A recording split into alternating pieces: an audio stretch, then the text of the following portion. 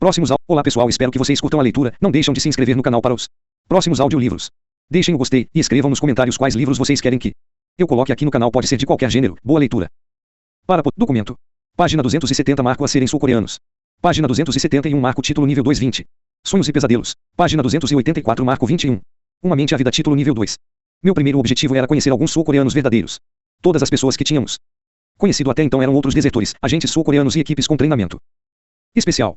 Eu também estava ansiosa para aprender mais sobre computadores, e assim resolvi ir a uma sala de internet que tinha visto entre as lojas próximas ao apartamento. Diferentemente dos cafés com internet, que estão abertos a qualquer um, aquelas funcionam mais como clubes privados, onde se paga uma pequena taxa por hora para jogar jogos e bater papo com amigos online.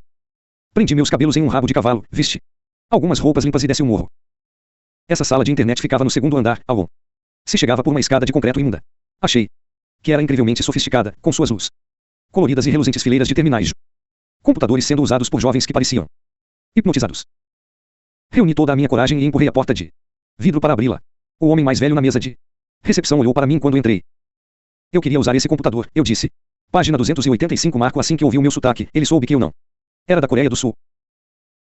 Não permitimos estrangeiros neste lugar, disse ele. Está bem, sou da Coreia do Norte, mas agora sou cidadã da Coreia do Sul, eu disse, totalmente chocada. Eu podia sentir as lágrimas arderem em meus olhos. Não, você é estrangeira, ele disse. Não se permitem estrangeiros aqui. Virei-me e desci as escadas correndo, e não parei de correr até voltar para nosso apartamento. Eu me sentia como se tivesse sido estripada. No dia seguinte, tudo o que queria fazer era ficar cama com um cobertor cobrindo a cabeça, mas minha mãe disse que eu precisava me vestir. Era início de setembro, e o ano escolar havia começado. Era tempo de eu me matricular. Apesar de minhas notas nos testes terem me deixado no mesmo nível de crianças sul-coreanas de 8 anos, eu tinha o dobro dessa idade e era grande demais para a escola primária. Assim, se queria uma educação pública, teria de ser na escola secundária local. Como alternativa, eu poderia escolher uma escola particular só para desertores, mas queria aprender a me adaptar à Coreia do Sul o mais cedo possível. A escola secundária era um prédio moderno feito de tijolos, onde estandartes coloridos pendurados saudavam os estudantes por suas vitórias em competições acadêmicas e esportivas. Minha mãe e eu fomos encontrar o diretor em seu gabinete, e a primeira coisa que ele me disse foi como seria difícil ter sucesso. Sabe? Tivemos aqui um garoto norte-coreano há alguns anos, mas ele nunca conseguiu alcançar os outros e foi página 286 marco reprovado. Lançou-me um olhar significativo. Como? Enviando a mensagem de que eu também era um caso perdido. E os uniformes são muito caros aqui, acrescentou. Vamos ter de arranjar um usado, e sua mãe conserta para você. Depois me levaram para conhecer alguns colegas de classe. Todas as garotas usavam seus elegantes uniformes, e eu vestia as roupas de segunda mão que uma assistente social havia me dado. Tentei falar com alguns garotos, mas eles só olharam para mim e foram embora. Mais tarde, ouvi algumas garotas falando sobre mim, sem se importar que eu pudesse ouvir. O que essa coisa animalesca está fazendo aqui? Disse uma. Qual é o problema com o sotaque dela? Disse outra. É uma espiã ou algo assim. No fim do dia eu fui para casa com minha mãe mas voltei. Depois disso, eu sentia tanto medo das outras pessoas que me recusava a deixar o apartamento. Se tentava sair, ficava suando frio e meu coração batia tão forte que eu pensava que ia morrer. O único momento em que me sentia bem fora de casa era tarde da noite, quando não havia ninguém por perto. Minha mãe me levava a um pequeno parque de diversões para as poucas crianças que moravam no conjunto habitacional. Lá eu sentava num balanço e me balançava enquanto minha mãe me contava como tinha sido seu dia, ou cantava para mim algumas das velhas canções. Página 287 marco você precisa confiar mais em si mesma, eu me disse. Por que você fica tão aterrorizada quando pessoas olham para você? Mas não havia como explicar para ela.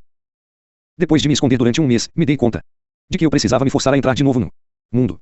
Mesmo que muitos sul-coreanos acreditassem que eu não tinha futuro, mesmo que pensassem que eu era estúpida e atrasada e indigna de confiança, eu mostrar a eles. Eu faria isso de um jeito ou de outro. E o primeiro passo era ter uma educação. Antes de morrer, meu pai tinha me contado quais eram seus arrependimentos. Ele sempre quis que eu estudasse e que trouxesse boas notas para casa. Sabia que eu queria ir um dia para a universidade e talvez me formar em medicina, como muitos dos nossos parentes. Mas, depois que ele foi preso, esse sonho se tornou irrealizável. Agora eu tinha como honrar os desejos de meu pai. Muitas coisas que eu aprendi em Hanoi não faziam nenhum sentido. Mas havia uma frase simples que eu ouvia muitas vezes e que realmente me impressionara. Numa democracia, se você trabalhar duro, será recompensado. No início, eu não acreditei nisso. Não era assim que as coisas aconteciam na Coreia do Norte, onde o trabalho duro só era recompensado se você tivesse um bom som e os contatos certos. Mas eu sabia que podia trabalhar duro, e era excitante pensar que poderia ser recompensada por meu esforço. Eu ainda não tinha Uma palavra para a justiça, nem mesmo entendia-o conceito, mas aquela ideia me caiu bem. Tinha de página 288 marco começar a trabalhar em direção a meus objetivos. Imediatamente, não havia um instante a perder.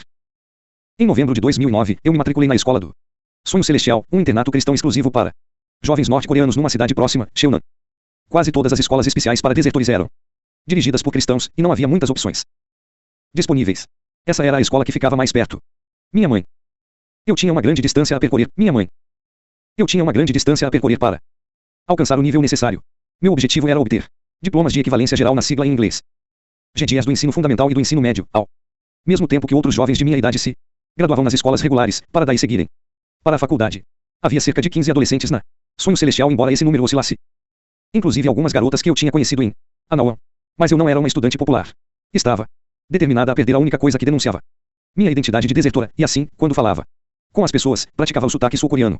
As garotas achavam que eu era estranha e arredia. Os professores me diziam que eu não estava me abrindo bastante. Não estava interessada em gastar muito tempo lendo a Bíblia e indo à igreja, o que era muito importante para todos os outros. Tudo o que eu queria fazer na escola do Sonho Celestial era estudar. Estava tão ávida por estudar que não conseguia tolerar qualquer distração. Meu apelido era máquina de estudo. Na maior parte do tempo eu ficava em meu quarto, lendo, por minha conta. Relembrava o antigo prazer de página 289 marco ler livros na Coreia do Norte, só que agora eu tinha muito mais para ler além das aventuras de Kim Il-sung e de Kim Jong-il.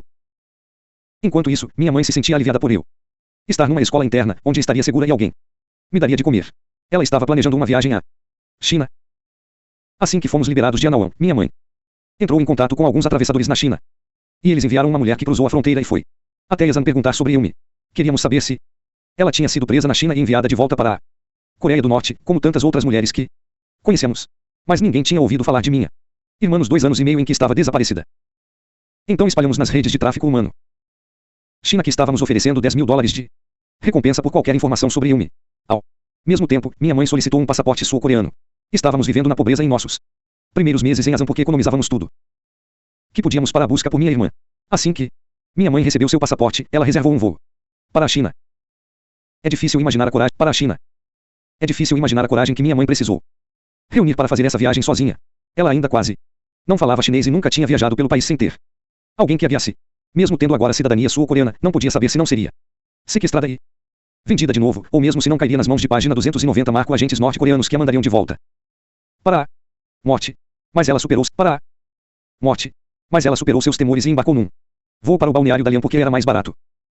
E de lá embarcou sozinha numa viagem de ônibus muito longa até Shenyang. Ela ficou com nossa amiga Miaokei, nossa patroa. Sala de bate-papo, enquanto procurava por Yumi. Quando estávamos nos escondendo, tínhamos muito medo de fazer contato com os parentes de meu pai, que viviam no nordeste da China, na cidade de Yanbian. Tínhamos medo de que o simples ato de telefonar para tentar localizá-los traria a polícia à nossa porta. Dessa vez minha mãe os localizou por meio do banco onde a tia de meu pai tinha trabalhado uma vez. Foi maravilhoso refazer contato com essa parte da família, mas ficam desapontadas ao saber que ninguém tinha ouvido falar de Yumi. Depois de passar 20 dias na China, minha mãe voltou para casa desencorajada.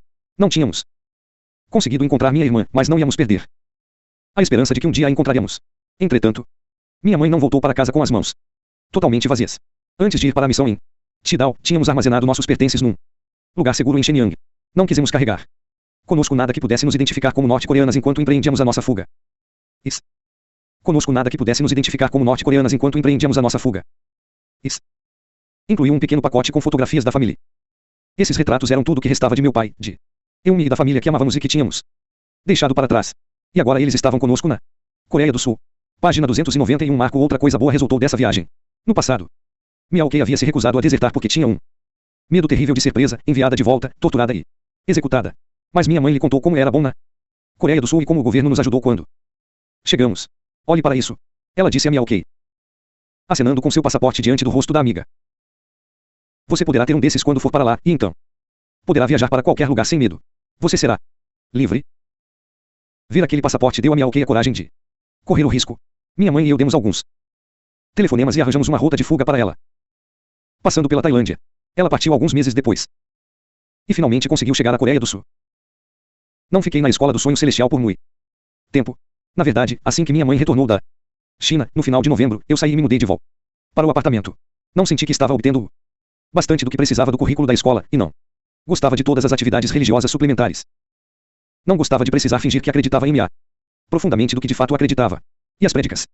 Às vezes me faziam lembrar como o pastor de Tidal tinha feito com que me sentisse tão suja e cheia de pecados. Uma vez em casa, tudo o que eu fazia era ler. Eu respirava livros como outras pessoas inalam oxigênio. Eu não lia somente para ter conhecimento ou por prazer. Eu lia para viver.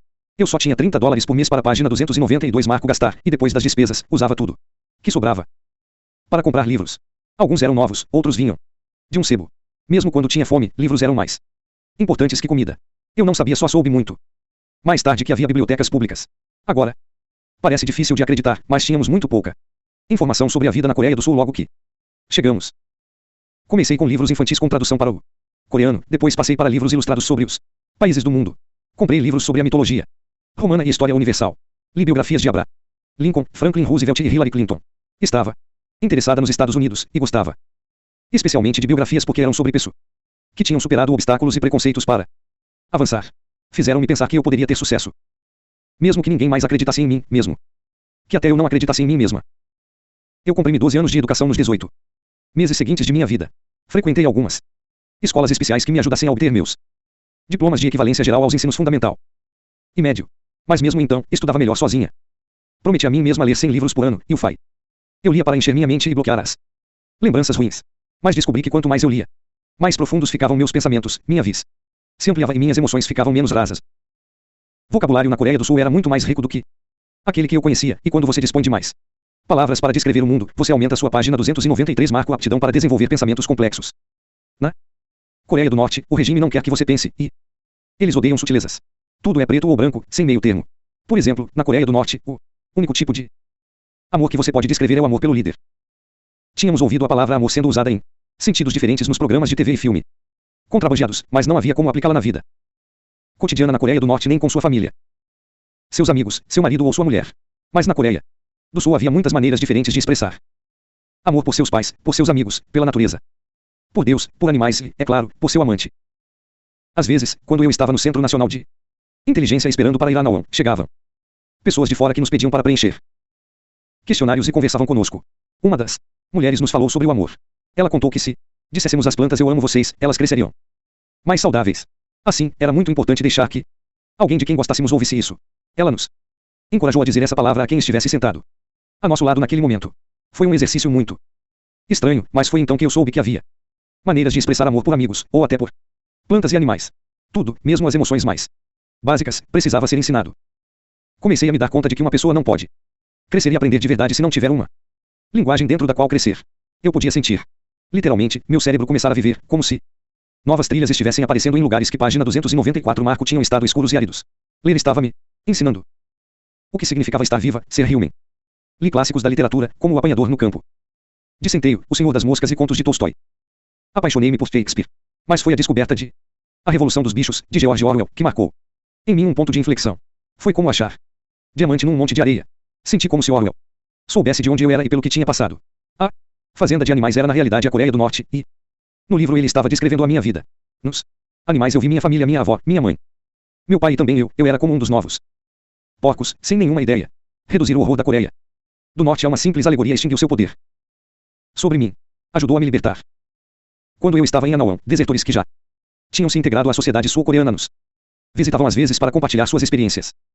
Um deles deu uma dica simples de como fazer amizade com sul-coreanos, procurar saber sobre os programas de TV da moda e os astros mais populares para falar sobre eles. Até mesmo assistir a filmes, e a TV passou a ser educativo para mim. Eu decorava os nomes dos atores e os enredos de filmes e programas. Fiz uma lista de as bandas e ouvia tantas músicas quanto pudesse, de modo que conseguia reconhecer os maiores sucessos das décadas de 1970, 1980 e 1990. Li artigos sobre celebridades, aprendia sobre seus escândalos e suas histórias, e assim poderia falar sobre página 295 marco eles como se tivesse vivido minha vida toda. Na Coreia do Sul, eu ficava assombrada com os casamentos e vestidos desenhados por estilistas de todas essas celebridades. Não tinha ideia do que fosse um estilista. Mas agora havia uma sala na escola onde eu poderia acessar a internet e fazer uma busca. Toda a ideia de celebridade era muito estranha para mim. Na Coreia do Sul, pessoas bonitas eram adoradas tal como nosso líder era no Norte. Mas a grande diferença era que na Coreia do Sul as pessoas podiam escolher quem iriam venerar. Gradualmente, meu sotaque do Norte desapareceu, e comecei a soar como alguém de Seul. Aprendi como me vestir, comer e conversar como uma sul-coreana. Se uma pessoa que não me conhecia me perguntava de onde eu Eu dizia apenas Azan e deixava por conta dela. Acreditar no que quisesse. Fazia tudo o que podia para me distanciar de meu passado. Nunca contatei ninguém que tinha me conhecido na China. Minha mãe ficou proxy de Sung Hai e Miao Kei depois que elas se estabeleceram no sul, mas eu não queria nada que tivesse a ver com aquela parte de minha vida que já começava a me parecer irreal, como o pedaço de um sonho já meio esquecido. Minha mãe me disse que não era saudável ficar casa lendo o tempo todo.